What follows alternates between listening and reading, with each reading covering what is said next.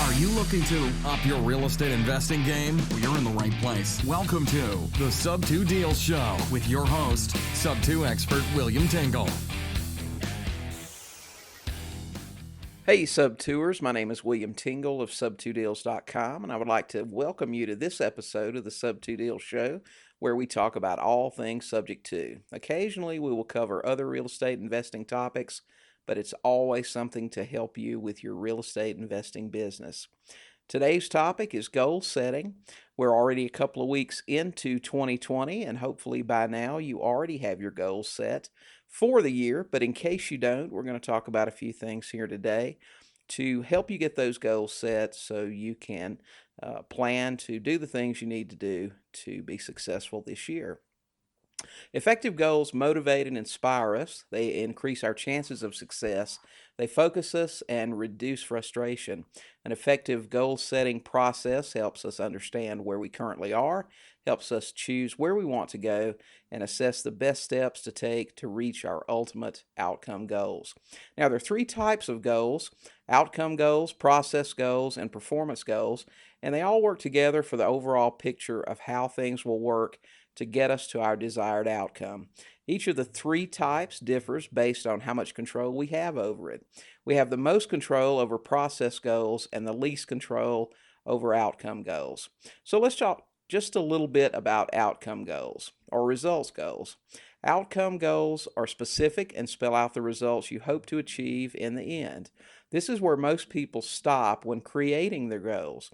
For example, if my goal is to buy 20 houses in 2020, while the outcome goal gives you a target, it doesn't really tell you how to reach it.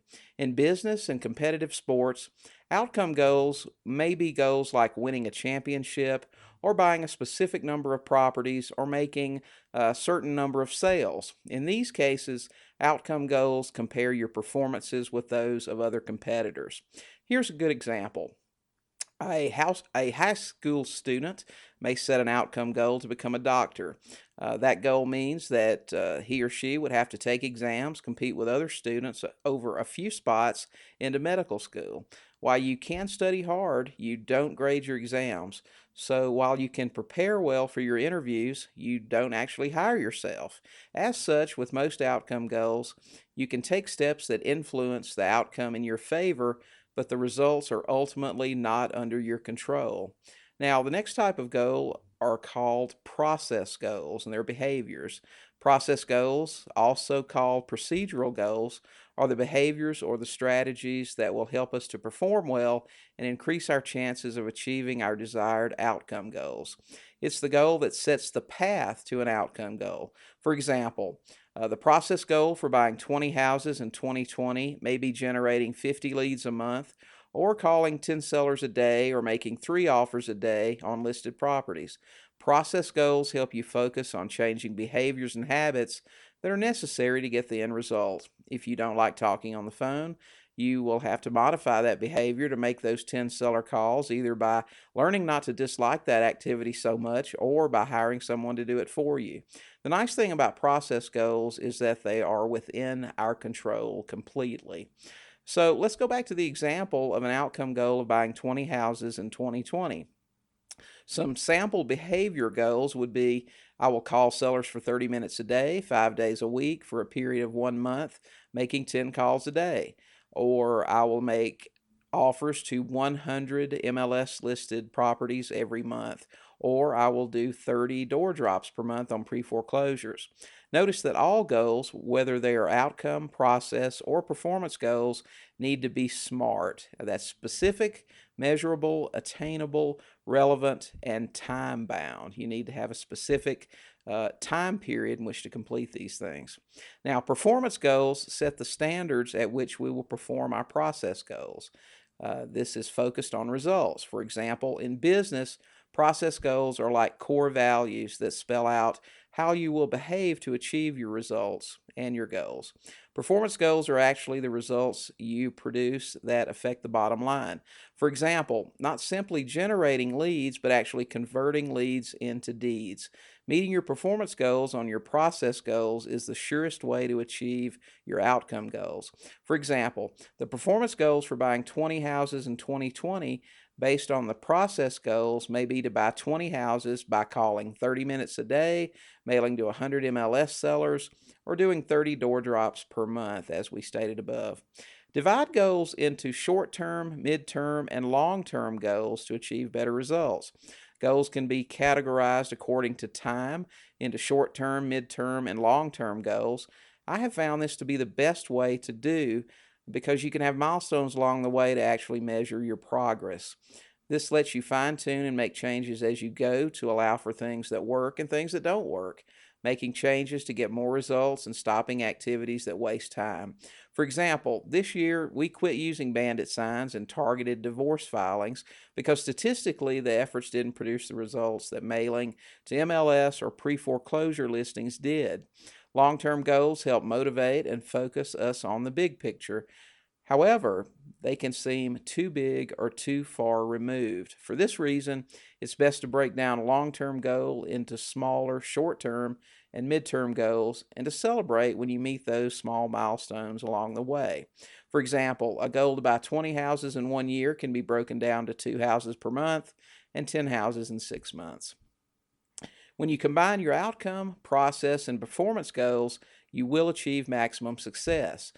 Research has shown that combining these goals increase your success rate. For example, for effective goal setting, you should incorporate all three into your mission statement for the year. Once you have set your outcome goals, you should stop focusing on them and really focus on the daily process and performance goals, which are the behaviors and standards that will get you to the end goal. For example, you've decided that you want to buy 20 houses in 1 year. That's great. Stop focusing so much on that, but start focusing on the daily and tracking behaviors that will help you achieve this. When setting goals, you should visualize and choose the desired outcome. After that, you should focus on the process and your performance. Anyone can choose an outcome goal, but that doesn't mean they will achieve it. It takes courage, discipline, and leadership to complete the process and get the things done to achieve your performance goals, which will lead you to victory. This is all true for athletes as well as real estate investors. You are not in control of who wins the tournament, but you have in your control the process goals, behaviors, and performance goals. If you focus on what is in your control, what is outside your control will often work out to your benefit. Because getting started investing can sometimes move slowly, I encourage newbies to celebrate when they are successful at achieving their process and performance goals. Don't become discouraged and quit. All of these things are true with establishing goals. Guys, this is so important, establishing goals for the new year and then periodically throughout the year. If you don't set goals, you're really not going to have a way to measure your progress, and you just kind of meander around. Listen, I've done that stuff, and I'm telling you, if you have some goals set to measure your progress, you will be much more successful. So I hope this was helpful to you. That's it for this episode of the Sub 2 Deal Show. You can find the show notes for this episode along with a complete transcript at sub2podcast.com. If you enjoyed this episode, we would love it if you would subscribe and give us a 5-star rating and review on Apple Podcasts. It only takes a minute and it helps others discover the show. You can subscribe as well as leave a rating and review by visiting Apple Podcasts and just do a quick search for the Sub 2 Deal Show. It would also be great if you would consider sharing our podcast with a fellow real estate investor who you think might benefit from it. And finally, if you haven't yet, you can join our free Facebook Subject To group at sub2forum.com. You can also find lots of resources to help grow your real estate investing business at sub2deals.com. So until next time, keep learning, keep talking to sellers, and you will buy some houses. Thanks so much for listening to this episode of the Sub 2 Deal Show with William Tingle. If you enjoyed today's episode, please leave a review and subscribe. And for more great content and to stay up to date, visit sub2deals.com and on Facebook at Sub 2 Deals. We'll catch you next time.